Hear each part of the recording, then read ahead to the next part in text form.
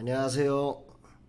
변방 목사의 아침 묵상 2021년 7월 27일 화요일 아침입니다. 오늘은 원어 강독 세미나가 온라인으로 진행되는 날이고 또 오후에는 또 귀한 만남 성경 공부가 개인적으로 1대1로 있는 날입니다. 이날에도 주의 은혜와 사랑과 평강과 축복하시니 정말 무더운 날씨 속에서도 우리 모두에게 함께 하시기를 간절히 축복합니다. 오늘은 마태복음 27장 1절로 10절 말씀을 통해서 끝이 아니야 이런 제목으로 함께 말씀 묵상의 은혜를 나누겠습니다. 인생을 살면서 보면 우리는 자꾸 이 끝이라는 단어 앞에 우리의 절망의 순간을 갖는 것 같습니다. 인생은 여기가 끝이야, 여기가 끝이야, 이젠 끝이야 이런 많은 생각을 하는 자리들이 존재하죠. 오늘 본문의 주인공도 그런 생각을 했었고, 그리고 본문의 주인공은 안타깝게도 그런 생각 속에 진정 이 세상을 끝낸 안타까운 인물의 이야기입니다. 오늘 이야기를 통해서 오늘 성경이 우리에게 말하려고 하는 바를 정말 제대로 들을 수 있었으면 참 좋겠다 그런 생각이 듭니다. 오늘 마태복음 27장 9절로 10절 말씀, 이 말씀을 같이 한번 봉독해 보면서 오늘 주어진 말씀이 어떤 뜻을 갖고 있는지 함께 묵상해 보겠습니다. 이에 선지자 예레미야를 통하여 하신 말씀이 이루어졌나니 일러스되 그들이 그 가격 매겨진 자 곧 이스라엘 자손 중에서 가격 매긴 자의 가격 곧 은 30을 가지고 토기장의 밥값으로 주었으니 이는 주께서 내게 명하신 바와 같으니라 하였더라. 오늘 말씀을 이렇게 묵상을 하면서 여기에 예레미야를 통하여 하신 말씀이 이루어졌나니, 오늘 본문에는 가룟 유다의 예수님을 향한 배신과 그리고 예수님을 팔아버리고 나서 예수님께서 이제 그 자기 생각과 아마도 달랐던 것 같죠. 그래서 사형을 언도받고 이제 십자가길로 향하는 이런 과정들을 이 가룟 유다가 들으면서 마음의 충격을 받는 거죠. 그래서 그것을 바꾸려고 이렇게 노력을 하는데 그런 일들이 성경에 이미도 예언되어진 사건이었다 하신 말씀이 이루어졌다. 이렇게 마태는 오늘 이 이야기를 기록을 하고 있습니다. 우리의 모든 삶들이 주님 앞에서 이렇게 예언되어진 대로 이 세상이 흘러간다고 하는 사실을 오늘 말씀을 통해서 보는 거죠. 저는 이 말씀을 이렇게 묵상을 하면서 이런 생각이 들었어요. 인생이라는 것은 그 믿음이 흔들리면 다양한 반응을 일으키는구나. 이 가룟 유다의 믿음이 흔들릴 때 예수님을 배신하죠. 그리고 팔아버린 거죠. 베드로의 믿음이 흔들릴 때 예수님을 부인하고 저주하게 되죠. 다른 제자들은 믿음이 흔들릴 때 예수님을 버려두고 도망가 버리지요. 믿음이 흔들리고 나면 우리는 다양한 반응들을 나타냅니다. 배신할 수 있고요, 부인할 수 있고, 저주할 수 있고, 도망갈 수 있어요. 이게 우리 인생의 연약함이죠. 인생은 그가 누구냐, 그가 얼마나 의지가 강하냐, 강한 사람이 승리하고 위대한 사람이 승리하는 역사를 성경이 기록하는 게 아니에요.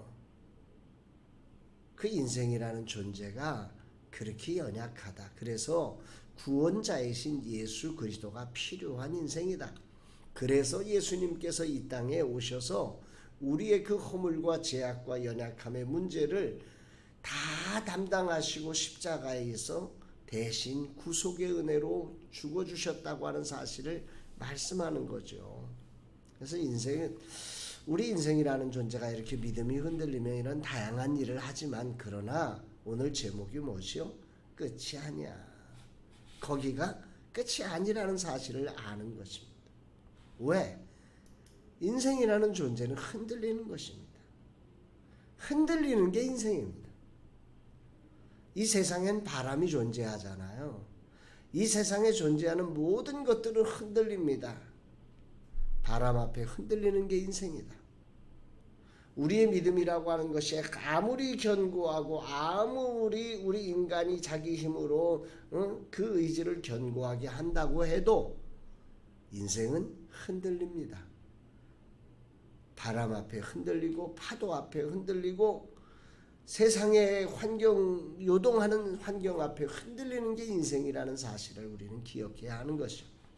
그리고 이 흔들림 속에서 우리의 반석이 되시고 우리의 피난처가 되시고 우리의 진정한 힘이 되어 주셔서 우리를 그 흔들림 속에서 우리의 왕으로 좌정하시며 우리를 그 거룩한 빛으로 만들어내신 주님이 계시기에 우리가 희망이 있는 거죠. 오늘 베드로가 희망이 없나요? 흔들렸기 때문에? 아니거든요. 다른 제자들 다 도망가서 희망 없나요? 아니지요. 그들을 찾아가 주시는 주님, 그들을 격려해 주시는 주님, 그들로 다시 붙들어 주시는 주님의 은혜를 통해서 그 제자들은 훌륭한 하나님의 사람으로 세워진 사실을 우리는 여기서 기억해 봐야 돼요. 오늘도 기억하자고요. 흔들리는 게 인생이다. 오늘도 아마 흔들릴걸요? 흔들리지 않으면 내가 아니에요. 흔들리는 게 어쩌면 당연한데 그 흔들림 속에서 무엇을 하느냐가 중요한 거죠. 마태복음 27장 3절을 통해서 그러면 가룟 유다는 그 흔들림 속에서 어떻게 하고 있는지를 보자고요. 같이 한번 보겠습니다. 그때 예수를 판 유다가 그의 정죄됨을 보고 스스로 뉘우쳐 그 은 30을 대제사장들과 장로들에게 도로 갖다 주며. 여기 가만 보면 가룟 유다도 흔들렸지요. 그러나 가룟 유다도 스스로 뉘우치고 있어요. 인생이라는 존재는요, 그 어떤 사람도 아주 악하고 아주 선하고 뭐 전혀 흔들림이 없는 인생은 없어요. 악인도 악에서 흔들려요. 이러면 안 되는데 그걸 알고 있는 거예요. 선인도 흔들려요. 잘하고 싶은데 그게 안 되고 어느 날인가는 또 엉뚱한 생각과 행동과 언어를 할 수밖에 없는 게 우리 인생이라는 존재죠. 우리의 내면 그렇게 복잡하고요. 죄로 타락한 인생의 한계가 얼마나 연약한지를 우리는 알아야 돼요. 가룟 유다가 그렇게 흔들렸어요. 그래서 예수님을 팔아버렸어요. 은 30에. 그런데 예수님께서 자기가 생각한 것 이상으로 사형이 언도되고 십자가로 죽어짐을 보면서 이건 아니야. 이건 내가 잘못한 거야. 스스로 뉘우치고 그 은 30을 들고 대제사장들과 장로들에게 도로 갖다 주고서 내가 돈을 줄 테니까 예수님을 다시 풀어주라고 이렇게 이 문제를 해결하려고 하는 거예요. 그러나 우리 잘 알잖아요. 인생에 엎어진 물을 다시 담을 수 있는 인생은 없어요. 한번 우리의 그 죄로 말미암아 실수난 그것들을 원상태로 회복시킬 능력이 인간 안에는 없어요. 여기 우리의 문제죠. 그래서 이 엎어진 물 때문에 아이고 나는 안 돼, 나는 못해, 나는 끝이야. 이렇게 사단은 우리를 정죄하는 거죠. 너는 이제 큰일 나. 너는 이제 거기가 끝난 거야. 우리에게 말하는 거죠. 돌이킬 기회가 없다고 생각하게 만들어 놓는 거죠. 그러나 그것은 인간의 잘못된 생각일 뿐입니다. 베드로도 잘못했고 다른 제자들도 잘못했지만 주님은 그들을 은혜로 찾아가 주셨고 그 찾아가 주신 주님의 은혜 앞에 그들이 돌아올 때, 그들이 자백할 때 주님은 그들을 인류 역사에 정말 새로운 교회를 창설하시는 위대한 하나님의 사도로 세워주셨음을 우리는 기억해야 하는 것입니다. 엎드려진 물, 우리 인간의 힘으로는 다시 담을 수 없지만 주님은 이 물을, 더러워진 물을 담게 하지 않습니다. 이 엎어진 이 컵 안에 주님의 새로운 은혜의 샘물을 담아서 정말로 이전과는 비교할 수 없는 새로운 인생의 삶을 우리에게 허락해 주시는 그 예수 그리스도가 우리에게 있다는 거죠. 가룟 유다가 찾아야 할 분은 이때 대제사장과 장로들이 아니었어요. 이때 예수님 앞에 자신의 허물과 죄악을 내려놓아야 했어요. 아니, 그렇게 직접 찾아가지 못하더라도 그런 마음으로 기도하며 주님의 은혜를 기다렸어야 했어요. 주님이 찾아오실 것을 기다렸어야 했어요. 그럼에도 불구하고 안타깝게도 가룟 유다가 그 부분을 못하고 있는 거죠. 그래서 성경은, 저는 이 말씀을 너무 좋아해서 수시로 이 말씀을 암송하고 다니는데요. 고린도후서 5장 17절 말씀이에요. 그런즉 누구든지 그리스도 안에 있으면 새로운 피조물이라. 이전 것은 지나갔으니 보라 새 것이 되었도다. 누구든지 그리스도 안에 있으면, 가룟 유다가 이 순간 그리스도 안으로 들어가면 되는 거예요. 거기서 무슨 일이 일어나든 안 일어나든 아무 상관없어요. 우리는 인간적으로 어떤 일이 벌어져야만 된다고 생각을 하는데 그렇지 않아요. 세상 살아보세요. 그 되어지고 안 되어지고 그거 별거 아니에요. 정말 중요한 일은 그리스도 안으로 들어가는 거예요. 그리스도를 다시 바라보는 거예요. 믿음의 주요 온전하게 하시는 이 예수를 바라보는 거예요.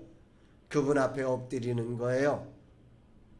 그분이 나를 어루만지든, 그분이 나를 위로하든, 그분이 나를 격려하는 그런 일이 벌어지지 않는 것 같아도 괜찮아요. 주님은 그 마음 아시는 분이니까요. 그 마음 들으시는 분이니까요. 그 마음 치료하시는 분이니까요.